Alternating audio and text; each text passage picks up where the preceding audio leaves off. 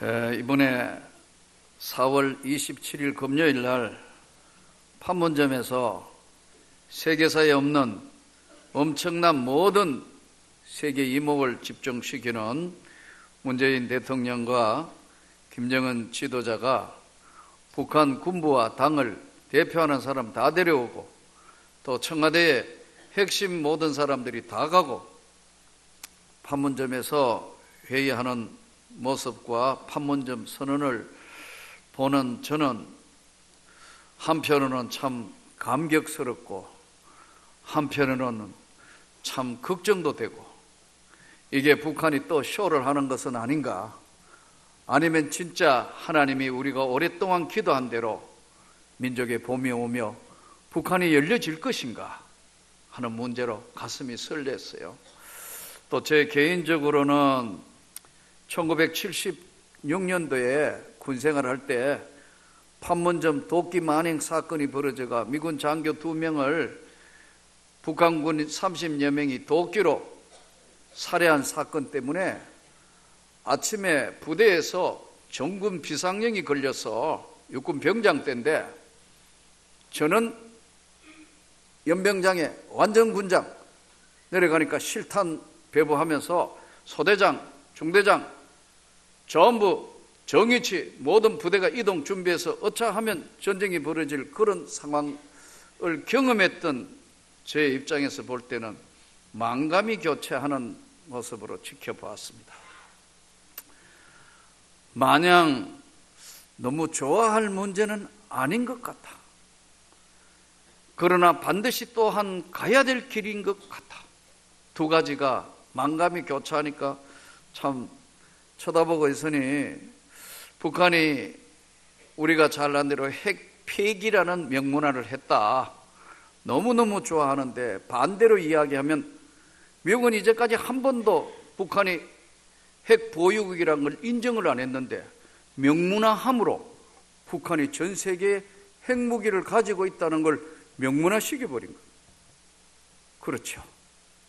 이거 볼 때 또 북한이 정말 이상한 나라고 전 세계에 그렇다는 거 아니다는 것을 한순간에 전 세계에 보여주는, 오히려 리더자가 바뀌어가는 이상한 방향으로 흘러가는 걸 보면서 찹찹한 심정으로 정말 민족의 봄날이 올 것인가, 아니면 이것도 쇼를 해서 20년 동안 핵 개발하고 미사일 개발한 이것으로 계속 가질 것인가.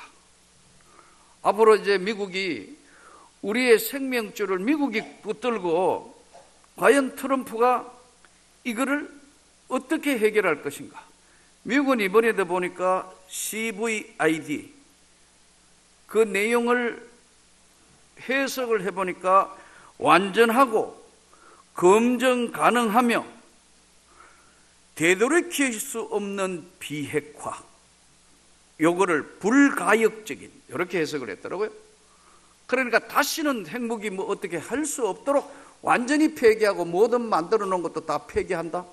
과연 그렇게 될 수 있을까? 그렇게 돼야 되는데, 그럼 북한은 많은 비용을 요구할 텐데 그 많은 돈은 누가 되는 건가? 미국이? 중국이? 일본이? 러시아가? 결국 우리 몫으로 돌아온 우리 시대에 우리에게 주어진 무거운 명제다. 이게 청년들은 실업이고 여러 가지 어려운데 어쨌든 가야 할 길은 맞는데 마냥 즐거워할 문제만은 아니다. 그러나 또 이것은 우리가 오랜 시간 동안 이 나라에 지나온 역사가 되돌아보면은 이 나라, 우리나라가 중국이란 거대한 땅덩어리 옆에 붙어서 명나라, 청나라 때 여러분 왕이 세자를 임명하면 세자 책봉을 받으러 가가 중국 허락을 받으러 갔던 이 슬픈 민족이에요. 이게 2조 500년사 이야기예요. 일본이 강해지니까 도요토미 히데요시가 임진왜란을 일으켜가 나라를 점령해가지고 7년의 임진왜란, 그 다음에 이어진 병자호란, 수많은 죽음과 이 땅의 젊은이들과 이 땅의 수많은 민초들이 고난과 고통을 겪었고, 또 마지막 황제인 고종 황제가 이제 순종에게 물려줄 그때는 나라가 선교사들도 이 땅에 수많은 선교사들이 들어와 있었지만 세계사에 없는 선교를 위해서 쏟아부어서 하나님이 선교사들을 여기 보내가지고 복음을 일으켰는데, 일본이 우리나라를 점령할 수밖에 없는, 청나라하고 일본하고 전쟁을 하는데 다 청나라 이길 거라고 생각했다고 당시에. 그런데 뚜껑을 열어보니까 청나라가 부패했으니까 힘이 없어서 일본에게 무너져 버린다. 결국 중국까지도 나중에 만주사변 이렇게가 다 점령당하지 않습니까? 아무 힘이 없다고. 그게 그러니까 타락하고 부패하면 힘이 없는 거예요. 결론이 그거예요. 또 보세요. 그래서 고종 황제가 얼마나 급해진지 러시아 공간으로 피신을 갑니다. 여러분, 러시아에 붙으면 괜찮을 줄 알았는데 러일 전쟁 벌어져 가지고 일본이 이기고 러시아가 무너져 버린다. 당시에 러시아는 내전이 일어나가 시끄러울 때인데 언제 일본하고 전쟁할 겨를이 없는 상황에서 일본하고 전쟁 벌어져 가지고 러시아가 일본에 무너진다고요. 그러니까요, 이 틈바구니에 일본이 이 나라를 점령해서 36년을 일본이 지배를 합니다. 나중에는 일본이 이름도 없애고 다 착취하고 학도병으로 끌고 가고, 수많은 만주의 독립군들 힘들고 어려울 때 나라와 민족을 위해서 정말 했던 그런, 우리 의사하고 상관없이 2차 대전이 종료되면서 미군이 남쪽에 점령하고, 러시아가 가만히 있던 러시아가 청진 전쟁에 여러분 끼어듭니다. 청진을 공격해가 들어오므로 러시아는 2차 대전에 이쪽 한반도하고 아무 관계 없었는데 청진 전투를 뚫고 들어오면서 북한에 있는 일본군 청진 지역을 들어오면서 러시아가 개입을 하게 되고, 나중에 북쪽은 러시아가 점령하고 남쪽은 우리 미군이 군정하는데, 미군 군정의 하지가 이 미군이 이 군정을 하러 왔는데, 하지는 대한민국 한반도에 대한 애정이 전혀 없는 사람입니다. 귀찮고 냄새나는 족속으로 이렇게 봤어요. 그런데 하나님이 어쨌든 이게 남쪽에 이제 잘 이제 미군정이 진행되는 그 가운데 이승만 대통령이 사람이 없으니까, 공부한 사람, 똑똑한 사람 쓸 사람이 없으니까 우선 일본에 그 당시에 다 일본에 붙어 살았던 그들을 또 다 활용한다고. 그래서 일제 잔재 정리가 우리 남한 땅에는 잘 안 되는 거예요. 지금까지 여러분 이 문제가 되고, 생각에 나라 팔아먹은 을사조약면 나라 팔아먹은 사람들이 후손이 땅 가지고 있는 거 그거 뺏어야 되는데 그것도 쉽지 않다고 지금도 재판하고 있어요. 이게 조국 대한민국의 현실이에요. 근데 그 당시에 해방할 당시에는 똑똑한 사람들이 대부분 공산주의였습니다. 공산주의에 심취했어요. 당시에는 공부를 한 사람이 별로 없으니까 여자분들은 학교도 다닌 적도 없고 이름도 제대로 못 쓰는 사람 많았어요. 그러니까 여러분 선교사들이 와서 학교 세우고 병원 세우고 고아원 세우고 양로원 세우고 한 게 다 그거예요. 이런 미션 학교 나온 분들이 다 혜택을 받은 거예요. 그 후에. 그러나 선교사들이 처음 왔을 때는 조국 대한민국은 아무런 힘이 없는 나라예요. 그래서 머리가 깨어있는 사람은 공사랑 하면, 마르크스 유물론 하면 다 잘 살고, 농민이 잘 살고, 평민이 잘 살고, 노동자가 잘 산다. 공산주의만큼 계급이 심한 데는 없습니다, 여러분. 근데 이거를 공산주의가 마르크스 유물론 사관이 뭡니까? 신이 없다, 종교는 아편이라고 생각하는 사람들이에요. 그 선교사들이 목숨을 걸고 세워놨던 평양신학교, 우리 총신의 전신이지 않습니까? 예. 근데 공산화되니까 이분들이 다 남쪽으로 내려왔다. 그러니까 이분들 한경직 목사님을 위시하여 정말 믿음이 좋은 분들은 다 남쪽으로 내려왔다. 북한이 공산화될 때 왜 교회는 그러면 수많은 교회들이 있었는데 힘이 없었는가? 여러분, 우리가 교회가 반드시 알아야 될 것은 예수를 똑바로 믿어야 교회가 힘이 있습니다. 여러분, 세상의 빛과 소금의 역할을 제대로 못하면 교회는 세상으로부터 등을 돌리게 돼요. 세상이 교회를 등을 돌리게 되어 있다. 지금도 마찬가지예요. 그러니까 아무 힘이 없었던 거예요. 공사나 되는데 어떻게 방할 그렇게 많은 청년들 교회에 다 있었지만 그들이 대부분 6.25 사변 때 괴뢰군으로 인민군으로 총 들고 넘어왔습니다. 여러분 얼마나 슬픈 점인지 모르겠어요. 그러니까 똑똑했던 우리 남한 사람들 중에 공산사상이 공산주의가 잘못됐고 자유민주주의가 얼마나 중요한지 깨닫지 못했다.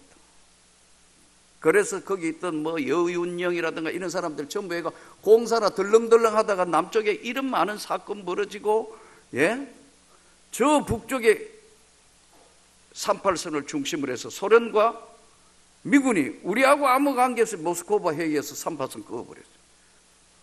그래서 분단된데 김일성이 우리가 잘 아는 대로 스탈린한테 가서 저가 통일하겠다. 또 모택동한테 가서 도와주라고. 막상 전쟁이 갑자기 기습해가 보니까 남쪽에는 준비가 하나도 안 돼가 다 없어져가 대구, 다부동, 그 아래쪽에 여러분 부산 이쪽만 남았죠. 밀리고 밀리는데 메가드가 인천 상륙작전을 함으로 어쨌든 없어질 뻔했던 나라가 다시 이제 북쪽으로 밀고 가 압록강 가까이 갔는데 중공군이 개입을 하는 거예요. 요즘 같으면 GPS 인공위성하고 뭐 이런데 이 당시에 또 미국은 굉장히 정계적으로도 메가드가 다시 정계에 뭐 어떤 지출할까 싶은 견제 세력이 많았어요. 트루만이 메가드를 애편시킵니다. 전쟁은 다른 양상으로 벌어진다고요. 왜냐하면 중국 본토에 두들겨 버려서 중국이 이때 잡아야 한다고 했는데 그게 먹혀 들어가지 않으면서 잘려져요.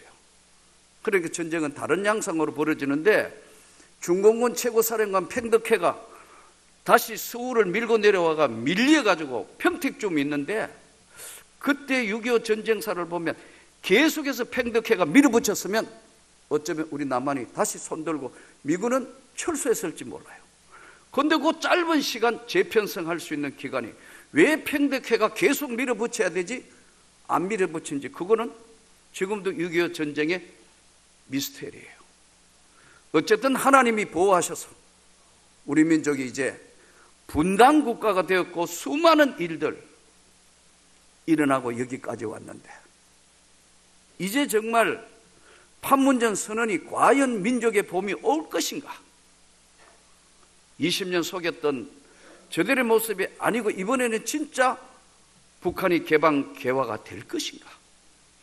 하나님 앞에 오랫동안 기도한 기도의 응답인가? 지금 이 나라에 앞으로 이루어질 이 몇 달간이 조국 대한민국에는 가장 중요한 순간이 우리에게 오고 있다. 기도해야 할 줄 믿습니다. 교회는 정신 차려야 할 줄 믿습니다. 교회가 세상의 빛과 소금의 역할을 제대로 못하면 교회는 맛을 잃은 소금이 돼요. 그러기 위해서는 여러분과 제가 한 사람 한 사람이 진짜 예수 믿는 것처럼 믿어야 되는 거예요. 바르게 살아야 되는 거예요.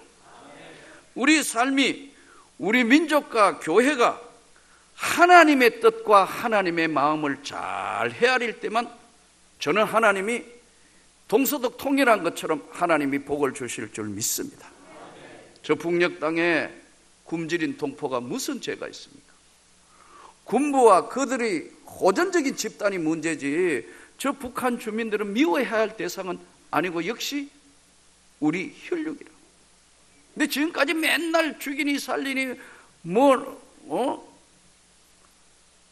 핵폭탄을 터뜨리니 뭐니 하다가 갑자기 이렇게 되니까 굉장히 지금 이게 쇼를 하는 것인가 아니면 진짜 봄이 오는 것인가 찹찹한 심정으로 볼 수밖에 없는데 오늘 이 본문을 통해서 하나님께서 이스라엘 민족들이 하나님 말씀대로 안 사니까 하나님이 선택한 족속이 하나님 말씀대로 안 사니까 방법이 없으니까 이들을 바벨론 포로로 끌고 가서 예레미야 예언대로 70년 바벨론 포로가 끝나가는 시점에 드디어 하나님이 이제 예루살렘을 향해서 첫 번째 세스바스가 유다 총독으로 임명이 되면서 백성을 이끌고 돌아옵니다.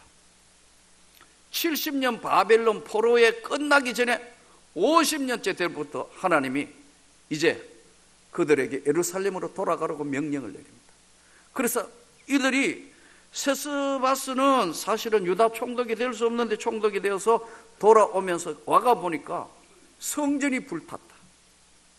그래서 제일 먼저 한 게 뭐냐면 성전 재건을 합니다. 저 북한 땅에 지금 교회를, 지금 무너진 교회를 다시 세워야 되는데 일반 의식 있는 교회들은 지금 북한 교회 세우기 운동해서 얼마씩 교회에서 따로 적금을 들어가 있는 교회도, 선교 준비를 하는 교회도 꽤 있는 걸로 알고 있습니다. 우리도 아마 이제 때가 참에 준비해야 할 줄 믿습니다. 근데 한 가지 걱정은 우리가 평양이나 저 이제 북한 땅에 가 교회 세워야 되는데 남북이 오갈 수 있으면 제가 볼 때는 교회보다 떴다방이 먼저 갈 것 같아요. 이 떴다방이 가만히 안 있고 가가 북한을 어떻게 다 떴다방으로 다 지금 막 온갖 부동산 다 투기하고 사기꾼이란 사기꾼은 다 북한으로 올라갈 것 같아요. 이 보통 문제가 아니에요. 우리보다 먼저 알고 갈 것 같아요. 이래서 기도해야 합니다.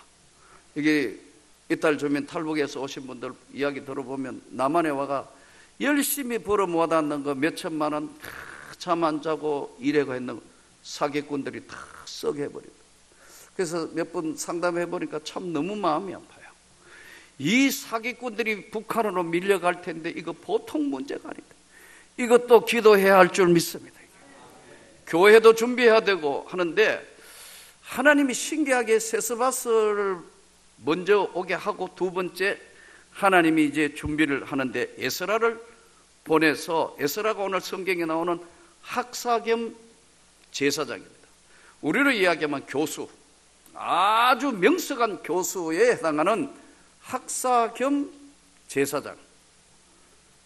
이가 돌아와서 제일 첫 번째 하는 것이 뭐냐 하니까 율법책을 가져오기를 청하매 8장 1절에 일곱째 달에 남자나 여자나 알아들을 만한 모든 사람 앞에 수문암 광장에서 3절에 보면 새벽부터 정오까지 남자나 여자나 알아들을 만한 모든 사람 앞에서 일금의 뭇백성이 그 율법책에 귀를 기울이는데, 요즘 우리 청년들 청년예배 가서 설교해 보면 성경책 가져다니고 오는 사람이 청년이 잘 없어요. 전부 스마트폰에가 이러고 있어요. 그런데 어른들이 이러고 있는 거 보니까 영 마음이 불편해요. 여러분, 다음 주부터는 회개하고 오늘 에스라 학사의 말씀대로 여러분, 하나님의 말씀이 스마트폰에 다 있습니다, 이 손 안에 있습니다, 이러면 안 되는 거예요. 이거는 편리하게 해서 그걸 여놓은 건데 언제나 말씀을 가까이 할 수 있도록 집에서도 말씀을 펴놓고, 또 더더군다나 주일인데 말씀을 주일날 성경책 안 들고 올 것 같으면 성경책이 언제 필요하나요? 일주일 내에 안 보는 성경책이 되어버렸고 이 말씀을 가까이 해야 되는데 저들이 바벨론 포로에서 돌아오가 제일 첫 번째 한 게 뭐냐? 말씀으로 돌아가는 겁니다. 우리가 오늘 이 시대를 살면서 여전히 교회가 왜 힘을 잡고 이러냐 하니까 성경 말씀을 강의를 안 하기 때문에 그래요. 저는 여러분들이 다시 한번 우리 성도 모든 분들은, 오늘 이 말씀을 듣는 여러분들은 주일날 스마트폰 보지 마시고 성경을 가져오기를 진심으로 부탁드립니다. 하나님이 기뻐하시지 않는, 덜렁덜렁 무겁다고 그냥 이렇게 와가지고 여기서 꺼내가 이렇게 하는데 이쁘지 않습니다.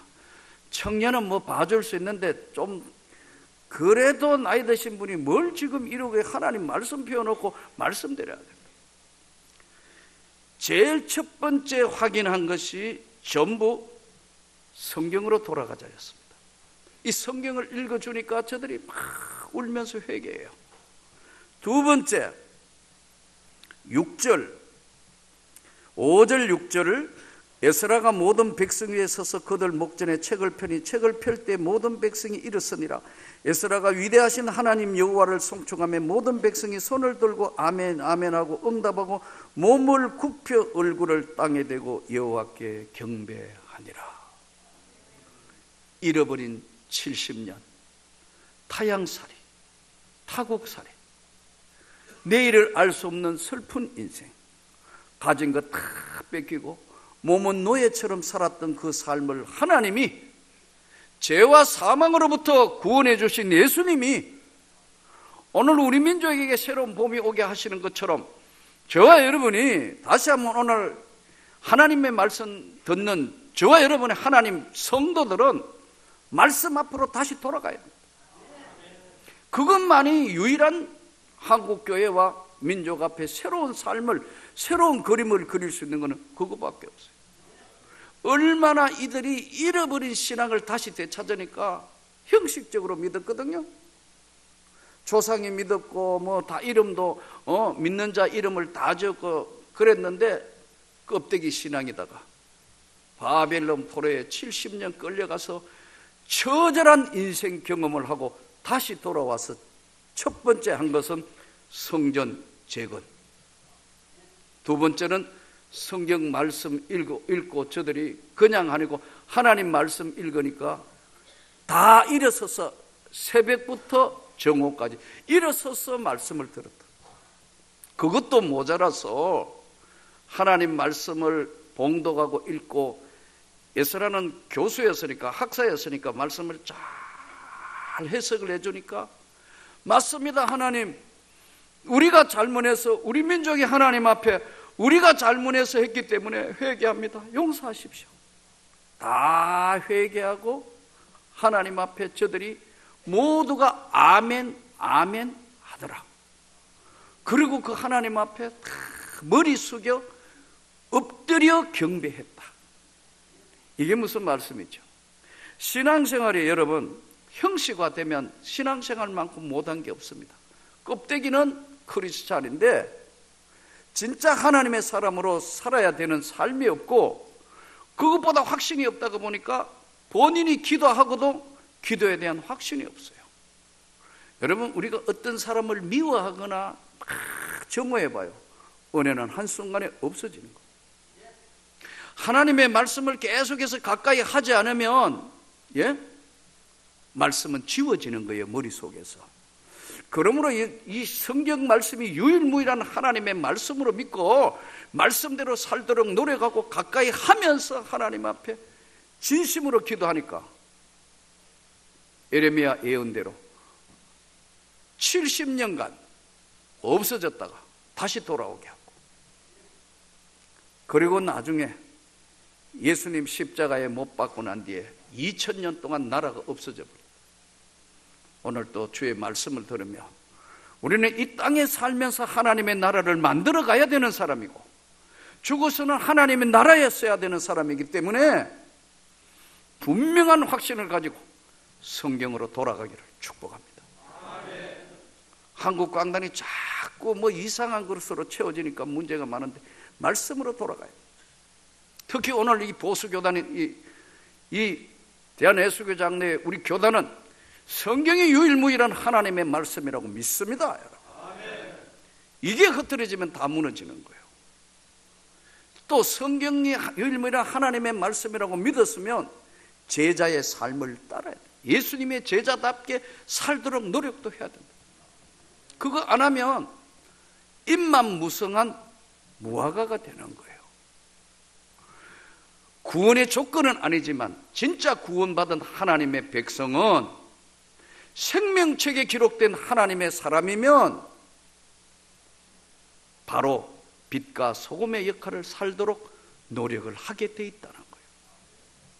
근데 이걸 다 무시하다가 보니까 세상에 조롱거리가 자꾸 되어가니까 하나님이 바벨론 포로에서 이제 끌어오고 난 뒤에 회개해서 불탄 성전 제일 첫 번째 회복하고, 두 번째 무너진 성벽을 52일 만에 성벽을 재건합니다.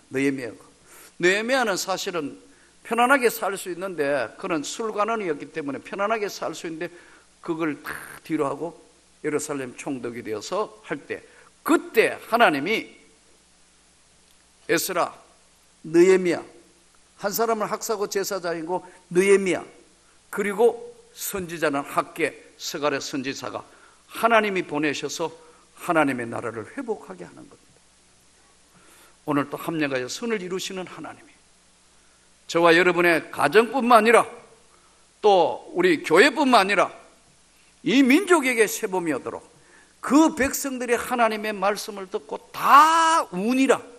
오늘 말씀이 그들이 여호와의 성일이니 슬퍼하고 울지 마라. 깨닫게 되니까 그들이 다 울더라. 하나님 앞에 다 울면서 회개하는 거예요. 주님이 우리 민족에게 주신 이 소중한 기회 하나님이 열어주시도록 기도해야 할 줄 믿습니다. 또 우리 모든 가정과 우리 한국 사회와 우리 교회가 더욱 이 시대에 살아계신 하나님의 그 음성과 그 뜻을 이루어가는데 저와 성도 여러분을 도구로 사용하는 놀라운 축복이 계속되기를 축원합니다.